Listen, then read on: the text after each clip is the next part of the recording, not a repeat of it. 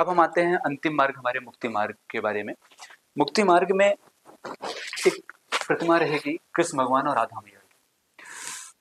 मुक्ति मार्ग में कृष्ण भगवान और राधा मैया की जो प्रतिमा रहेगी, उस प्रतिमा का दर्शन आपको तब होगा जब कृष्ण भगवान ने कंस को मारा था। फिर कंस को मारने के बाद बचपन से लेकर के अंत तक बहेलिये ने, इंक्लूडिंग महाभारत, ऑल दो सीन्स, जितनी भी चीजें थी, कृष्ण भगवान को अंत में जब बहेलिये ने तीर मारा, कंस को मारने से लेकर के बहेलिये को कृष्ण भगवान के पैर में तीर मारने तक, एक संग्रहालय में पूरा देखने के बाद जब आप बाहर निकलने ही वाले होंगे, उस समय कृष्ण भगवान और राधा मैया का आपका दर्शन होगा।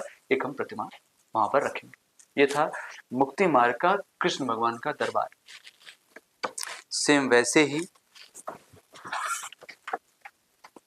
हम बनाने वाले हैं गणेश भगवान का दरबार, रिद्धि माँ सिद्धि माँ के साथ में।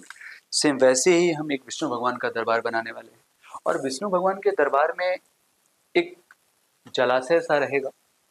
हम उसको समुंदर के रूप में, मतलब ऐसा एक रिप्रेजेंटेशन करेंगे कि उसमें शेष नाग के ऊपर विष्णु भगवान लेटे हुए अवस्था में रहेंगे और लक्ष्मी मैया सेम जैसा प्रतिबिंब दिख रहा है, ऐसे पैर दबाते हुए अवस्था में रहेंगी।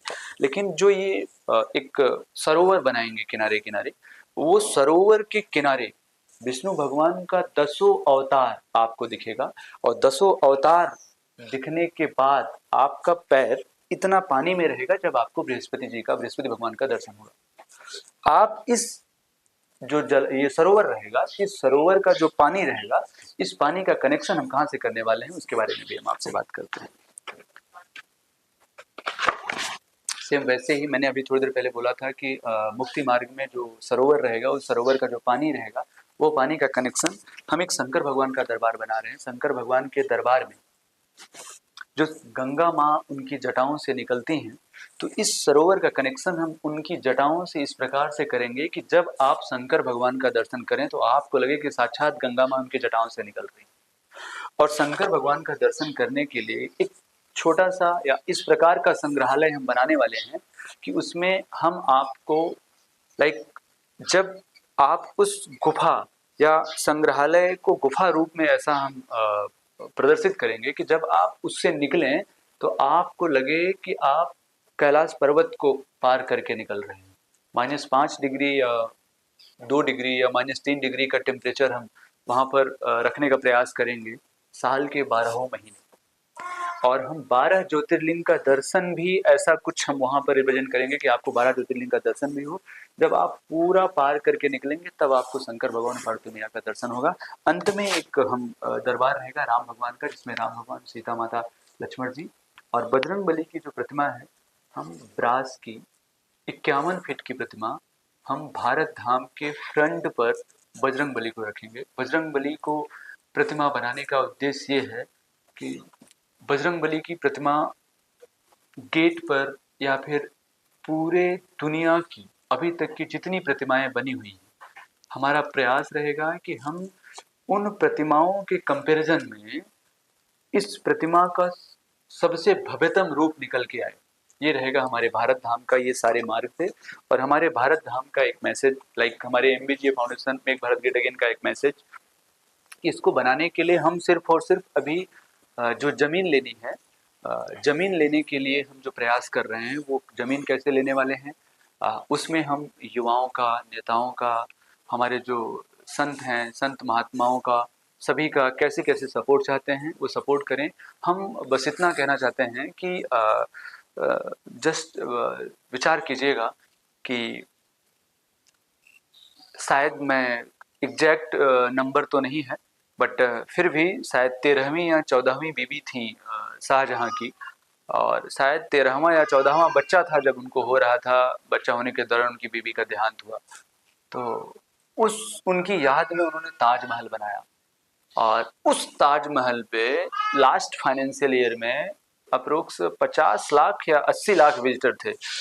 50 और 80 में कन्फ्यूजन इसलिए है क्योंकि मैं अभी यहीं पे स्टैचू ऑफ यूनिटी की भी बात रखूंगा। या तो 50 लाख ताजमहल पर, या तो 80 लाख वहाँ पर, ऐसे दोनों में से थोड़ा सा वो है, या तो 50 लाख वहाँ, 80 लाख यहाँ, या तो 80 लाख वहाँ, 50 लाख यहाँ। जो 50 लाख विजिटर आए थे, उससे जो गूगल का डाटा है, गूगल के डाटा के बिहाफ पे अप्रोक्स 50 करोड़ का रेवेन्यू जनरेट हुआ था अप्रोक्स। और जो 80 लाख विजिटर वहां पर आए थे स्टैचू ऑफ यूनिटी में, वहां से 1 करोड़ का रेवेन्यू जनरेट हुआ था गवर्नमेंट का। तो ये पूरी दुनिया का सबसे भव्यतम मेमोरियल बन सकता है। हमारे छत्रपति शिवाजी महाराज के बिहाफ पे पूरे महाराष्ट्र सरकार का सपोर्ट मिलेगा। हमारे सुभाष चंद्र बोस जी के बिहाफ पे पूरे पश्चिम बंगाल का सपोर्ट मिलेगा। हमारे गुरु गोविंद सिंह जी के बिहाफ पे पूरे पंजाब का सपोर्ट मिलेगा। हमारी महारानी अहिल्या बाई के बिहाफ पे हमको पूरा मध्य प्रदेश का सपोर्ट मिलेगा। हम ऐसा उम्मीद करते हैं। और इस प्रतिमा, इस भारत धाम को बनाने के बाद, उसके बनाने के लिए या बनाने के बाद हम एक जो पूरे देश में एक संदेश जाएगा कि जो हम एक्चुअली, जब भारत सोने की चिड़िया थी तो कैसी थी, और आने वाले समय में विश्वगुरु बनने वाला है। सोने की चिड़िया हम दिखाएंगे कि हम ऐसे थे, और हम विश्वगुरु कैसे बन रहे हैं उसका हम वहां से प्रयास करें। ये रहेगा हमारा भारत धाम। और हम एक एमबीजे फाउंडेशन का लास्ट, जो हमारा एमबीजे फाउंडेशन का जो मैसेज है, जो हम सारे युवाओं को देना चाहते हैं, वो यही है कि भारत की किसी भी प्रकार की समस्या क्यों ना हो, वो समस्या क्यों ही ना चट्टान का रूप ले चुकी हो, उस समस्या रूपी चट्टान से अगर मैं टकराता हूँ तो मैं टूट जाऊँ। चलिए मुझे हटा दीजिए, उस समस्या रूपी चट्टान से अगर आप टकराते हैं तो आप भी टूट जाएंगे। लेकिन उस समस्या रूपी चट्टान से मैं और आप मिलकर, दोनों हम बनकर टकराते हैं, तो चट्टान टूटे या ना टूटे, चट्टान में दरार तो आ ही जाए। और इस चट्टान में दरार का आना ही हमारे हजारों मील वाली यात्रा की जीत के शुरुआत की पहली कदम होगी। जय हिंद, जय भारत।